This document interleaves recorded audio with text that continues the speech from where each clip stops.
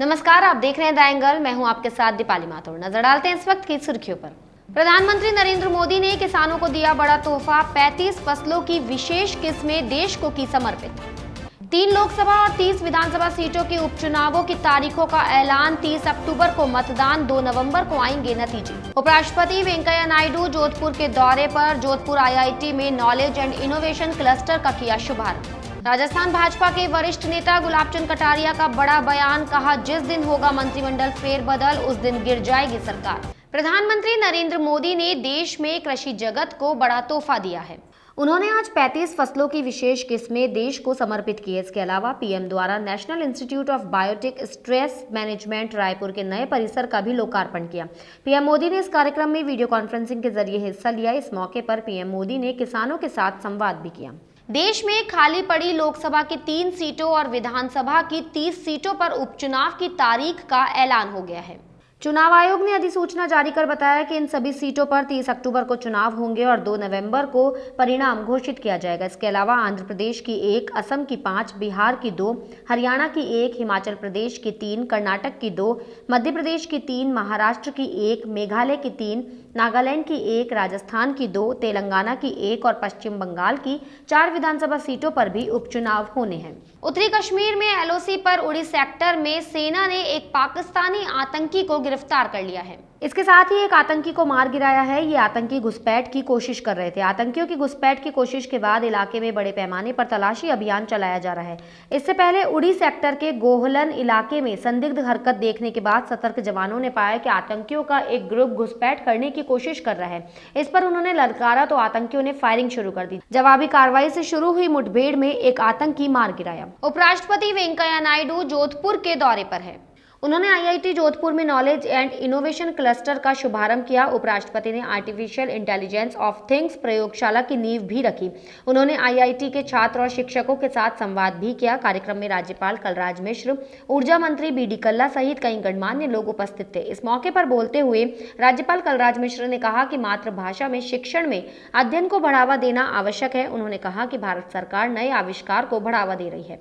पंजाब कांग्रेस के बाद राजस्थान में जल्द ही मंत्रिमंडल विस्तार और राजनीतिक नियुक्तियां होंगी। मंत्रिमंडल फेरबदल से लेकर संगठन और सरकार के स्तर पर बड़े पैमाने पर अगले महीने से नियुक्तियों की शुरुआत हो सकती है। जनता को मैसेज देने के लिए कांग्रेस हाईकमान सभी मंत्रियों से इस्तीफे लेकर नए सिरे से मंत्रिमंडल बनाने के लिए कह सकता है।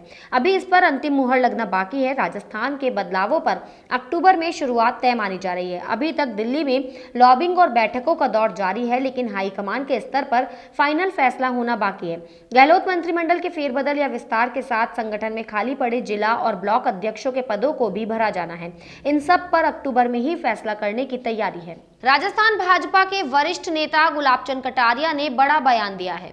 उन्होंने कहा कि मुख्यमंत्री अशोक गहलोत मंत्रिमंडल विस्तार नहीं कर पाएंगे। कटारिया ने कहा कि जिस दिन इस सरकार का फेरबदल होगा उस दिन ये सरकार गिर सकती है। नेता प्रतिपक्ष कटारिया ने कहा कि पंजाब की तरह की स्थिति राजस्थान की भी आ रही है। उन्होंने कहा कि आलाकमान और सीएम गहलोत के बीच टकराव चल रहा है। देश भर में आजादी की 75वीं वर्षगांठ के उपलक्ष्य में आजादी का अमृत महोत्सव मनाया जा रहा है। इसके तहत सीआरपीएफ देश के विभिन्न जगहों पर साइकिल रैली कर रही है। जयपुर में सीआरपीएफ की साइकिल रैली को भाजपा प्रदेश अध्यक्ष डॉक्टर सतीश पूनिया, सीआरपीएफ के आईजी विक्रम सहगल, पैरालंपिक पदक विजेता देवेंद्र झाझरिया ने दौलतपुरा टोल स्थित श्री राधा स्वामी सत्संग भवन स्थल से फ्लैग ऑफ कर रवाना किया। भाजपा प्रदेश अध्यक्ष सतीश पूनिया ने भी साइकिल चलाई। राजस्थान भाजपा प्रदेश प्रवक्ता और विधायक रामलाल शर्मा ने राजस्थान सरकार को कानून व्यवस्था को लेकर कटघरे में खड़ा किया है। उन्होंने कहा कि अपराधियों में पुलिस का डर निकल चुका है। अलवर में एक के बाद एक घटनाएं सामने आ रही है। अलवर में दलितों की हत्याएं हो रही है। प्रदेश प्रवक्ता रामलाल ने सरकार की कार्यप्रणाली पर भी सवाल उठाया। राजस्थान के अंदर पुलिस का डर अपराधियों के मन मस्तिष्क से निकल चुका है और जिस तरीके से अलवर में एक के बाद एक घटनाएं हम सबके सामने आ रही है वो चौंकाने वाली है।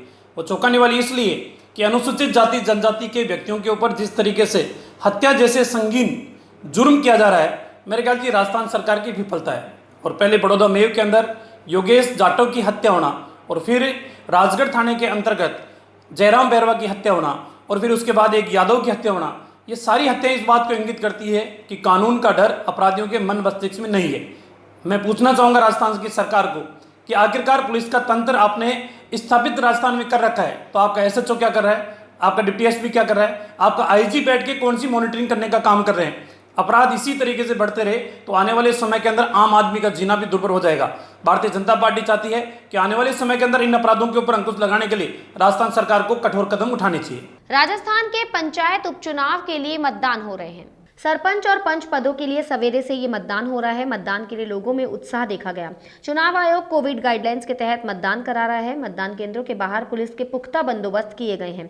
पंचायत चुनाव में 20 पंचायतों में 69 उम्मीदवार सरपंच के लिए अपनी किस्मत आजमा रहे हैं। मतदान के बाद पंचायत मुख्यालयों पर मतगणना करवाई जाएगी। उप सरपंच का चुनाव 29 सितंबर को करवाया जाएगा।